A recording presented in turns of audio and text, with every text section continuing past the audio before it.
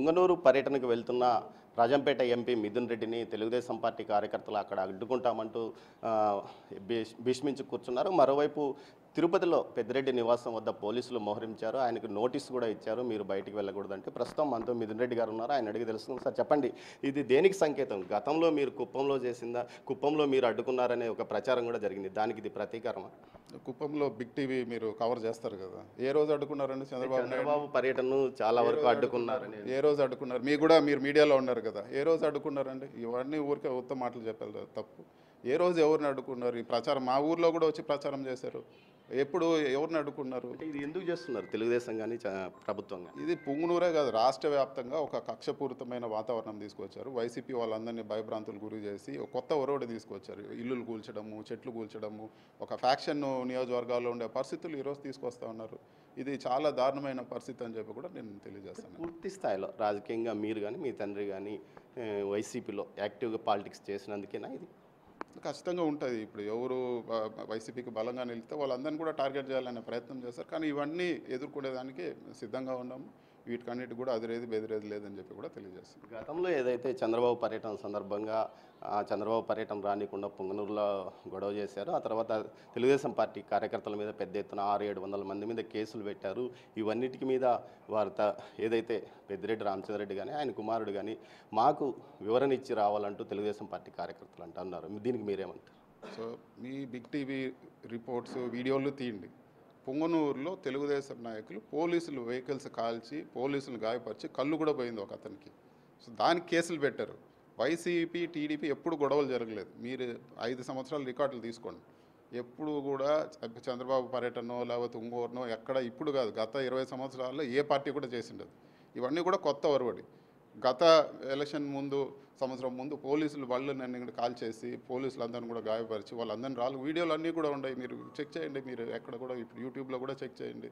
దానికి కేసులు పెట్టారు తప్పితే ఏదో వైసీపీ వాళ్ళవే గొడవ చేసి ఎప్పుడు కేసులు పెట్టలేదు. ఇవన్నీ కూడా ఏదో ఒక వీళ్ళు చేసే తప్పుడు పనులకు ఒక జస్టిఫికేషన్ కోసం చెప్తా ఉన్నారు. పోలీసులు కళ్ళు పోయేటట్లు కొడితే కేసులు పెట్టరా అండి? సరే, టీడీపీ ఇన్ఛార్జ్ చల్లబాబు ఆరోపిస్తున్నట్టు గతంలో నేను నియోజకవర్గ పర్యటనకు పోతే నా మీద పోలీసులతో దాడి చేశారు, కార్యకర్తలు వైసీపీ కార్యకర్తలు దాడి చేశారు, నా వాహనాలను ధ్వంసం చేశారు, ముఖ్యంగా టీడీపీ కార్యాలయాన్ని సైతం పుంగనూరులో ఖాళీ చేయించారు. అంటే ఒక రకమైన ఆధిపత్యం, నిరంకుశంగా మమ్మల్ని ఇబ్బంది పెట్టారంటూ కూడా ఆయన ఆరోపించాడు. తర్వాత దానికేమన్నా ఆయన ప్రతీకారం తీర్చుకుంటున్నారు. 89 నుంచి చల్లాబాబుని చూసాను. చల్లాబాబు చెడ్డీలు వేసుకున్నప్పటి నుంచి పుంగనూరులో ఉన్నాడు.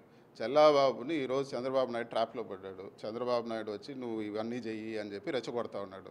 అంతేగాని చల్లాబాబు ఏమి చంద్రమండలం నుంచి దిగి వచ్చినోడు కాదు. ఇదే విధంగా మేము అనుకోండి చల్లాబాబు తిరిగే పరిస్థితి కూడా ఉండిండదు. ఇవన్నీ కూడా చంద్రబాబు ట్రాప్లో పడి ఈరోజు తప్పుడు పనులన్నీ చల్లబాబు చేస్తున్నాడు. ఆయన పేరు కూడా ఎత్తిన్నాం. ఆయన అసలు పట్టించుకునే పరిస్థితి కూడా ఉండిండదు. ఈరోజు ఏదో పదవులు వస్తాయని చెప్పి చంద్రబాబు నాయుడు రెచ్చగొడితే ఈరోజు అట్ట పనులన్నీ చేస్తూ ఉన్నాడు. ఇవన్నీ కూడా ఆయన చల్లబాబు ప్రశాంతంగా పోలీసుల పైన గొడవ చేయకుండా ఉండింటే ఆయన పైన కేసు కూడా ఉండిండదు. ఆయనే రెచ్చగొట్టి ఆ రోజు బళ్ళన్నీ కాల్పించి ఈ వీడియోలన్నీ కూడా ఉన్నాయి. ఇవన్నీ కూడా వాళ్ళు చేసే తప్పుడు పనులకు జస్టిఫికేషన్. ఈరోజు ఇల్లులు కూలుస్తూ ఉన్నారు, ఈరోజు ఆస్తులు ధ్వంసం చేస్తూ ఉన్నారు, చెట్లు నరుకుతూ ఉన్నారు. ఇవన్నీ సమర్థిస్తారా? నేను అడుగుతా ఉన్నాను. సెక్యూరిటీ కోసం మీరు పెద్దిరెడ్డి గారు ఇద్దరు హైకోర్టును ఆశ్రయించిన పరిస్థితి అంత అవసరం ఉందంటారా? ఎలాంటి గొడవలు లేవంటున్నారు కదా, ప్రశాంతమైన నియోజకవర్గం. మరి చంద్రబాబు నాయుడు గారికి ఎందుకండి సెక్యూరిటీ? వదిలేసిపోమని చెప్పండి. చంద్రబాబు నాయుడు గారు ఎందుకు మాకు సెక్యూరిటీ కావాలని లెటర్లు పెట్టడం జరిగింది? లొకేషన్ సెక్యూరిటీ లేకుండా తిరగమని చెప్పండి. మళ్ళీ వాళ్ళ నాయకులకి ఎందుకు సెక్యూరిటీ? సెక్యూరిటీ అనేది ఒక ప్రజాప్రతినిధిగా మా హక్కు. అది సరైన సెక్యూరిటీ ఇవ్వాల్సిన బాధ్యత ప్రభుత్వానికి. గతంలో మీరు టీడీపీ నాయకులకి ఈ విధంగా ఇచ్చారా? తప్పకుండా. అందరికీ పవన్ కళ్యాణ్ గారి పర్యటనలకి సెక్యూరిటీ ఇవ్వలేదా? చంద్రబాబు నాయుడు గారి పర్యటనలకు సెక్యూరిటీ ఇవ్వలేదు. సెక్యూరిటీ లేకుండా వాళ్ళు తిరుగుతారా? కుప్పంలోను తిరుపతిలో కూడా చంద్రబాబు పర్యటనలో రాళ్ల దాడులు జరిగిన గతంలో మనం చూసాం. కుప్పంలో రాళ్ళ దాడి ఎప్పుడు జరిగిందండి? చెప్పండి. మీరు చెప్పండి. మీరు ఏదో అడగాలని అడుగుతున్నారు కానీ మీ రికార్డులు తీయండి. ఎక్కడ జరిగింది రాళ్ళ దాడి? కుప్పంలో వాళ్ళు అడ్డుకోవడం, ఆ తర్వాత ఇబ్బంది పెట్టడం. ఏకంగా సెంథిల్ అనే వ్యక్తి అయితే చంద్రబాబును చంపేస్తానని బహిరంగ సభలో కూడా మాట్లాడాడు. వాళ్ళ మాటలు తీయండి. ఇప్పుడు సీఎంని ఏమేమి తిట్టారో తీయండి.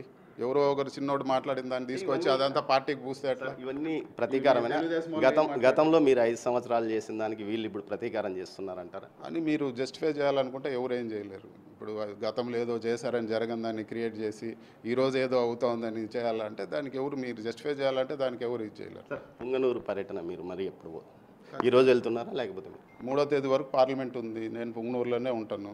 3వ తేదీ తర్వాత మళ్ళీ ఖచ్చితంగా నేను ఈరోజు పోలీసులు ఏదైతే నోటీస్ ఇచ్చారో వాళ్ళు కూడా ఇన్ఫామ్ చేసి ఖచ్చితంగా పుంగనూరులో ఉండే ప్రతి డ్యామేజ్ అయిన ప్రతి ఇల్లు, ప్రతి నష్టపోయిన ప్రతి కార్యకర్తను కూడా నేను పరామర్శిస్తాను. రాయలసీమ రాష్ట్ర వ్యాప్తంగా, రాయలసీమ వ్యాప్తంగా ఎదురుగాలి వీచిన మీ కుటుంబం మాత్రమే విజయం సాధించింది. దీని వెనుక కారణం? ప్రజలతో మంచిగా ఉన్నాము. ప్రజలు ఓట్లు వేశారు. ప్రజలు ఓట్లు లేకుండా ఎట్లా గెలుస్తాం? ప్రజలతో మంచిగా ఉంటే ఖచ్చితంగా గెలుస్తాము. ఇవన్నీ కూడా తప్పుడు ఆరోపణలు. మీరు పుంగనూరులో పోయి అడగండి. ఈ గత 20 సంవత్సరాల్లో ఎన్ని కేసులు పెట్టారు? ఇల్లులు కూల్చినట్టువి, చెట్లు నరికినట్టువి, ఇలాంటి గొడవలు ఎప్పుడైనా జరిగినా కనుక్కోండి. సార్, తాజాగా మరో ప్రచారం జరుగుతుంది. మిథున్ రెడ్డి గారు బీజేపీ టచ్లోకి వెళ్ళాడు అనేది. దీని మీద ఏమంటారు? ఆయన పనికిరాని అవన్నీ మీరు నన్ను అడగద్దండి.